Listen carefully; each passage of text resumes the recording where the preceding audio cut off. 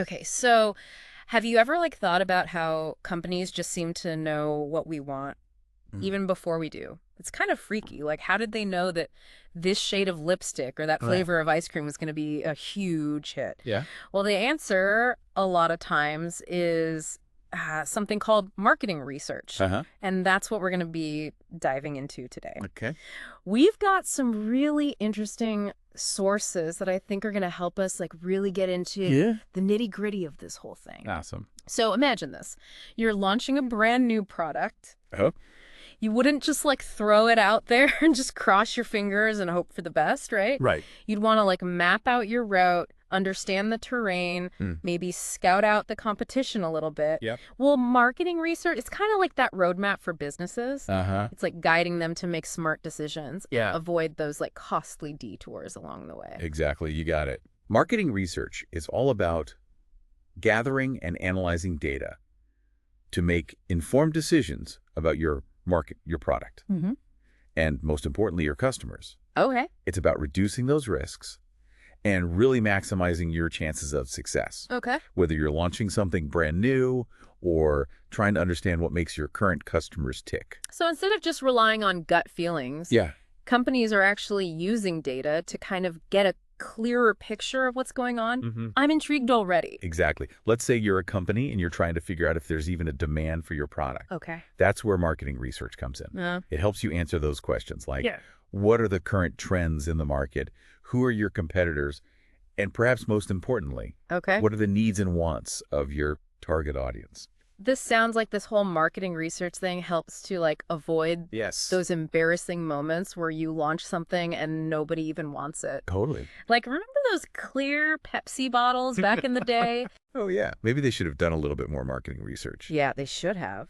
But how do they actually go about getting all this information? Well, there are a few different approaches. Okay. One way is through what's called exploratory research. Okay. Think of it like a detective. You know, they're gathering clues. Uh-huh. They might use things like focus groups or interviews, Mm-hmm. or they might even just observe people in their natural habitat to understand what makes them tick. So it's like getting those initial insights Yeah, and figuring out what questions to even ask in the first place. exactly. Okay, that makes sense. Then there's descriptive research, Okay. which is more about painting a detailed picture of the market. Okay. Imagine a biologist, documenting the characteristics of a new species. Right. They might use surveys, structured interviews, or analyze existing data, Mm-hmm. like sales records, to really get a clear snapshot of who their customers are and what they want. Okay, so first we're exploring, Yeah. then we're describing. This is starting to feel like a real detective story. Yeah. That But what happens when you want to understand the why behind something, Right. not just the what? That's where causal research comes in. Okay. Think of it like a scientist running an experiment. Mm-hmm. They want to understand those cause and effect relationships between variables. Okay. For example, let's Yeah. say you launch a new advertising campaign. Right. Causal research helps you determine whether that campaign actually led to an increase in sales Okay. or if other factors were at play. So it's about like getting to the bottom of things Mm-hmm. and figuring out what's really driving those results. Exactly. Okay, this all sounds pretty involved. Yeah. I bet some people listening might be thinking, is marketing research really worth all the time and money? That's a valid question. Uh. And the answer is, it depends. Okay. Sometimes the cost of not doing research can be far greater than the cost of doing it. Right. Imagine pouring your heart and soul into a product only to find out that nobody wants it. Right. That's a lot more painful than spending a little upfront to make sure you're on the right track. It's like that old saying, measure twice, cut once, Yes, but exactly. for business. Yeah. So instead of just winging it, companies are actually using data to make smarter decisions. Mhm. I'm starting to see why this is such a big deal. Exactly. And thankfully, technology has made it easier and more affordable than ever before. Okay. Think about all the data we generate every day, Right. from our online browsing habits to our social media activity. Mm-hmm. Companies can tap into this wealth of information to gain a deeper understanding of their customers and make more informed decisions. Okay, I'm definitely starting to see the value here. Yeah. But there must be some downsides to like relying so heavily on data, right? Mm-hmm. Like, what about those times when you just have a gut feeling about something, or those unexpected trends that like nobody saw coming? That's a great question. And it's important to remember that marketing research is just one tool in the toolbox. It's not about replacing human intuition or creativity, Right. but about supplementing it with data-driven insights. Okay. And even with all the data in the world, there's always a chance of something unexpected happening. So it's not a magic crystal ball, Right. but it can definitely help you see the road ahead a little more clearly. Precisely. Now, I'm curious to learn more about the actual methods they use Yeah. to gather this data. Mm-hmm. I mean, how do they get their hands on all this information Right. about our preferences and our behaviors and all that? That's where things get really interesting. Okay. It's a whole toolbox of methods, each with its own strengths and weaknesses. Okay. Some rely on numbers and statistics, while others delve into the why behind consumer behavior. Okay, let's crack open that toolbox and see what's inside. Let's do it. All right, so let's explore some of those research methods. Okay. A popular one is surveys. Okay. They allow researchers to gather data from a large pool of people. Mm-hmm. And thanks to the internet, it's quicker and more cost-effective than ever before. So like those online questionnaires we see everywhere, Yeah. are those really that insightful? They can be. It all boils down to asking the right questions. Okay. A well-designed survey can uncover a gold mine of information about consumer attitudes, preferences, and behaviors. Okay.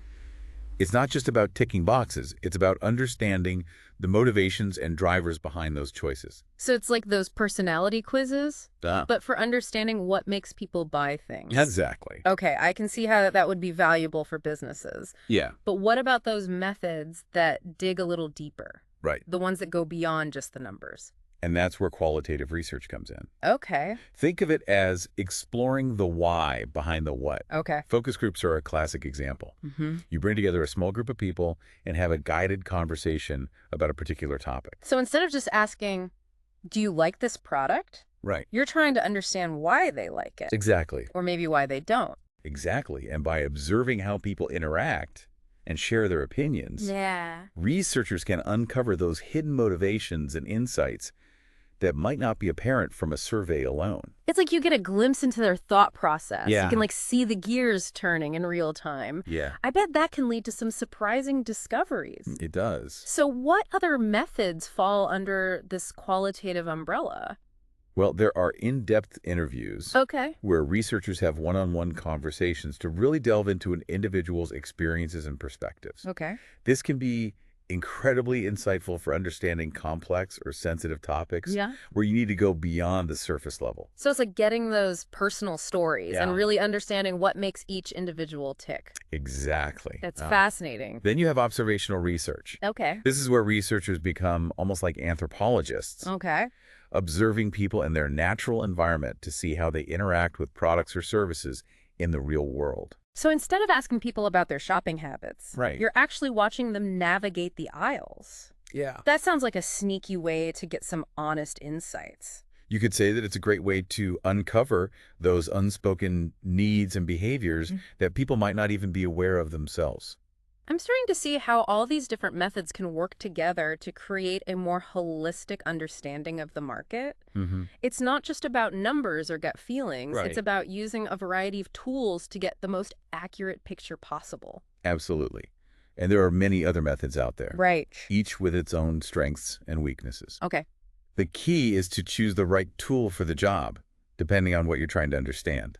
This is all incredibly insightful. Yeah. But I have to admit, I'm starting to feel a bit overwhelmed. Oh? There's so much to consider when it comes to marketing research. Yeah. How do companies even keep up with all these different methods and technologies? It's true. The field is constantly evolving. But that's also what makes it so exciting. Yeah. With the rise of big data and artificial intelligence, Right. we're seeing all sorts of new possibilities for gathering and analyzing information. So it's not just about traditional surveys and focus groups anymore. Right. What are some of those cutting edge trends you're seeing? Well, one area that's really taking off is predictive analytics. Okay. Imagine being able to anticipate what your customers will want before they even know it themselves. Wow. AI-powered algorithms can analyze vast amounts of data to identify patterns and predict future behavior. That's like having a crystal ball, Yeah, but powered by algorithms. exactly. What other trends are kind of shaking things up in the world of marketing research? Another fascinating development is the growing importance of behavioral data. Okay. Instead of just asking people what they think, we can now track their actual actions, Okay. what they click on, what they buy, how they interact with brands online. Right. This provides a much richer and more nuanced understanding of consumer behavior. So it's not just about what people say they do, but what they actually do. Exactly. That makes a lot of sense. And this behavioral data can be incredibly valuable for personalizing marketing messages and creating experiences that are truly tailored to individual preferences. Okay. It's all about delivering the right message to the right person at the right time. Okay. I'm definitely starting to see how marketing research is becoming more sophisticated and personalized. Yeah. But with all this data flying around, I have to ask, Uh-huh. are there any concerns about privacy? Right. I mean, are companies collecting too much information about us? That's a crucial question. Yeah. As marketing research evolves and we gather more data, it's essential to consider the ethical implications. Okay. Companies need to be transparent about what data they're collecting and how they're using it. Right. And consumers need to be empowered to make informed choices about their data privacy. So it's not just about gathering insights. It's about doing it responsibly and ethically. Absolutely. It's a balance that companies need to strike carefully. Well, this has been a fascinating glimpse into the future of marketing research. Yeah. It's amazing to see how technology is transforming the way companies understand their customers and the market. And it's only going to get more exciting from here. But before we get too carried away with the future, Yeah. I want to bring it back to the present. Okay. Let's talk about some real-world examples of how companies are using marketing research to make smart decisions and achieve their goals. I think it would be really helpful to kind of see how all of this plays out in the real world. So can you share maybe some examples of how companies are using marketing research to make a real impact? Absolutely. Let's take the example of a streaming service. Okay. They might use marketing research to figure out what kind of shows to produce next. Okay. By analyzing viewing data, they can identify popular genres, themes, Right. and even specific actors that resonate with their audience. This helps them to make those informed decisions about what content to invest in, Right. increasing the chances of creating a hit show. So instead of just guessing what people want to watch, Right. they're using data to actually create shows that are more likely to be successful. I can see how that would be a game changer, Yeah. especially in a competitive industry like streaming. Absolutely. And it's not just about creating new content. Okay. Marketing research can also help companies improve their existing products and services. Okay.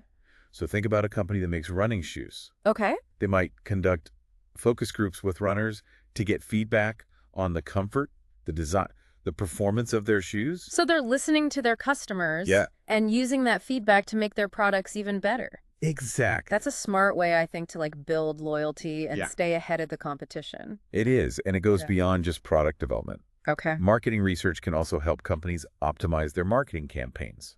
All right. How so? Imagine you're launching a new ad campaign.